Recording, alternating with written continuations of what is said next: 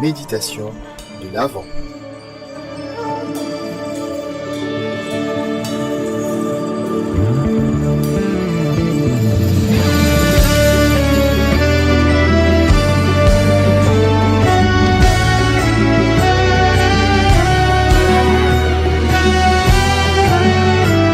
Méditation de l'Avent. Béni soit notre Seigneur Jésus-Christ, qui nous a bénis de toute bénédiction spirituelle dans le lieu céleste en Christ. Bonjour à tous et bienvenue à tous. Nous sommes le 24 décembre et nous sommes prêts à nous arrêter sur un mot important qui est à la base de notre salut, le mot grâce.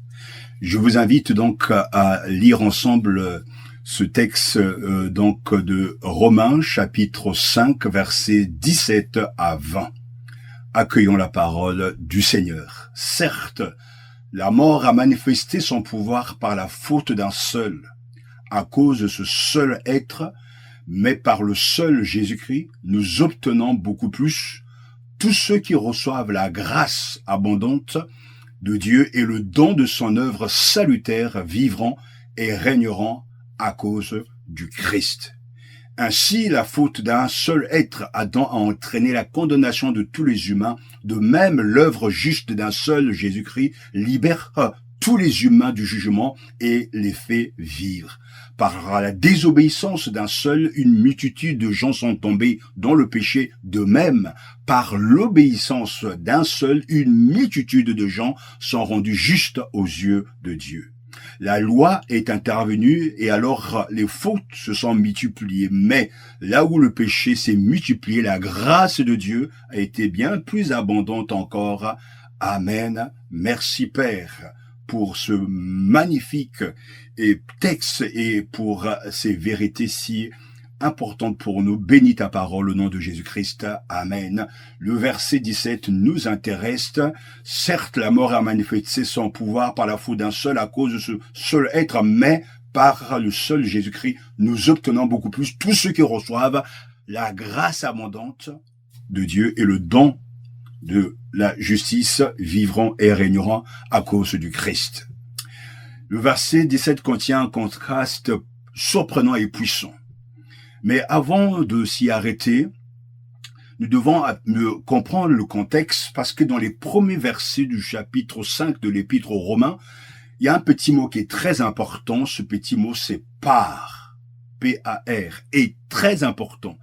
Il introduit les moyens de grâce que nous offre le Seigneur. D'abord au verset 1 du chapitre 5 de Romains, il est dit « justifié par la foi ». Verset 2, la paix avec Dieu par notre Seigneur Jésus-Christ. Accès à cette grâce par la foi. Verset 5, l'amour de Dieu est répandu dans nos cœurs par le Saint-Esprit. Verset 9, justifié par son sang, réconcilié avec Dieu par la mort de son Fils, nous sommes sauvés par sa vie. Verset 10. Et enfin, verset 11, nous nous glorifions par notre Seigneur Jésus-Christ, par qui nous avons obtenu la réconciliation. Et c'est ainsi qu'on arrive au verset 17, car si par un seul homme, par la faute d'un seul, la mort a régné, à plus forte raison par le seul Jésus-Christ, régneront-ils dans la vie ceux qui reçoivent l'abondance de la grâce et du don de la justice. Le verset 17, comme je viens de le dire, contient un contraste surprenant. D'abord, il est dit par la faute d'un seul homme, la mort a régné par ce seul homme, mais pourtant de l'autre côté, par le seul Jésus-Christ, régneront-ils dans la vie ceux qui reçoivent deux choses, l'abondance de la grâce et du don de la justice. Au lieu donc de la mort, toujours, il y a la grâce et aussi le règne dans la vie. Le contraire du règne de la mort est le règne des chrétiens qui font ce qu'Adam était censé faire. En Christ, en tant que descendants d'Abraham, ils régneront sur le monde. Cette neutralisation du règne de la mort est une bonne nouvelle se produit grâce à quoi? À l'abondance de la grâce de Dieu et du don de la justice de Jésus-Christ. La grâce vient par le don de la justice salvatrice que nous recevons par l'intermédiaire de Jésus. Oui, c'est par grâce. Un mot riche de sens, cette faveur imméritée, et j'aimerais que cela soit renouvelé en cette journée et cette compréhension de ce qu'est la grâce, un bienfait, une faveur non méritée. Non méritée. Lorsque l'apôtre Paul a déversé ce verset exceptionnel dans Romains, il a sorti en quelque sorte son bazooka théologique et a précisé que le salut est un don de la grâce. En d'autres termes, il n'y a rien que nous puissions faire en nous-mêmes ou par nous-mêmes. Le gouffre est trop grand. Le prix à payer ne peut être que la mort méritée parce que le salaire du péché est la mort. Mais le bébé de Bethléem est venu sauver son peuple. Il est venu offrir la somme totale de sa vie juste et sacrificielle. Il est le seul à pouvoir s'écrier « Tout est accompli, tout est réglé ». Après la résurrection, il dit à ceux qui lui appartiennent « Plus de dettes pour vous ». Et notre privilège est donc de suivre son chemin révélé et d'accomplir la bonne œuvre qu'il a créée pour nous. Comment pouvons-nous nous trouver dans une telle position de privilège? Nous faisons simplement confiance à son œuvre accomplie qui a commencé au berceau et qui a conduit à la croix et à la résurrection. Réjouissez-vous de cette bonne nouvelle, de la grâce pendant la période de Noël. Comme le dit Paul, car c'est par la grâce que vous êtes sauvés, par le moyen de la foi, et cela ne vient pas de vous. Non, cela vient de Dieu. Car nous sommes l'ouvrage de Dieu créé dans le Christ Jésus pour accomplir les bonnes œuvres que Dieu a préparées d'avance pour que nous le pratiquions. Éphésiens chapitre 2. Rappelez-vous que c'est par grâce que vous êtes sauvés, par le moyen de la foi, et cela ne vient pas de vous, c'est le don de Dieu, et non pas les œuvres afin que personne ne se glorifie. Rappelez-vous qu'il vous a sauvé non seulement de quelque chose, mais aussi pour quelque chose. Il vous a créé pour ce moment-là.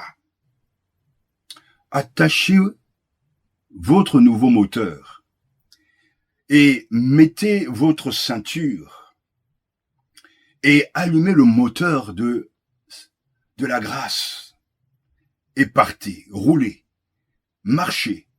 N'oubliez pas que c'est par grâce.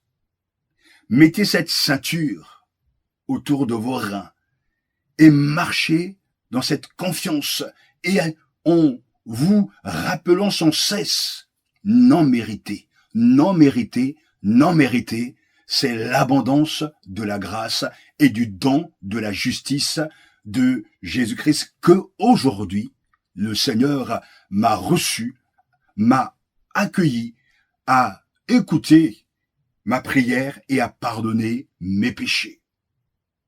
Laisse Dieu te murmurer à l'oreille, j'ai été couvert. C'est cela la grâce.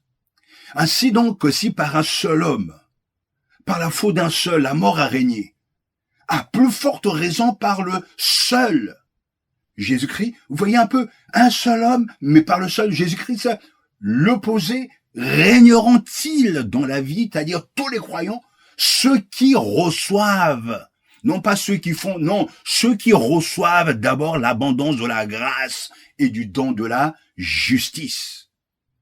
Dieu nous donne sa grâce, cette grâce salvatrice, cette grâce persévérante, cette grâce tellement immense, tout est pure grâce. Oui, je vais chanter, Seigneur, ta grâce, rédempteur du monde, merci de ce que ta grâce est suffisante en tout et pour tout.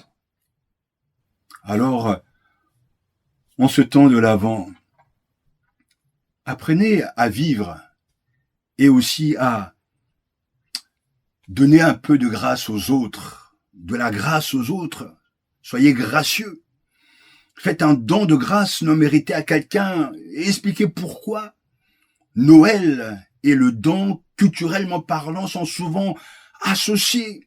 L'esprit de générosité est une bonne chose qui nous permet d'exprimer notre amour, notre affirmation et notre appréciation à l'égard de ceux que nous aimons. Oui, apprécier les autres, que ces fêtes de fin d'année soient des moments où nous devons murmurer aux autres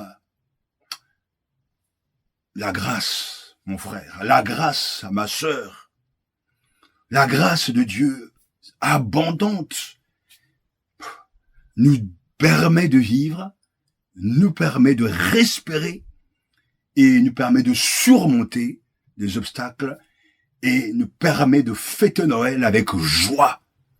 Car voici Noël, vivez la fête. Alléluia, comblé de grâce. Louons notre Père. Père, merci pour ta grâce. Elle est vraiment imméritée. Et nous te remercions parce qu'en nous-mêmes n'avons rien pour te plaire, te satisfaire, mais tu nous as fait don de ta grâce et c'est une grâce abondante et nous avons reçu aussi le don de la justice de Jésus-Christ qui nous permet, au nom de Jésus, d'être devant toi pour célébrer, louer la grandeur de ta grâce infinie et de ton amour. Merci infiniment pour cette grâce imméritée. Amen.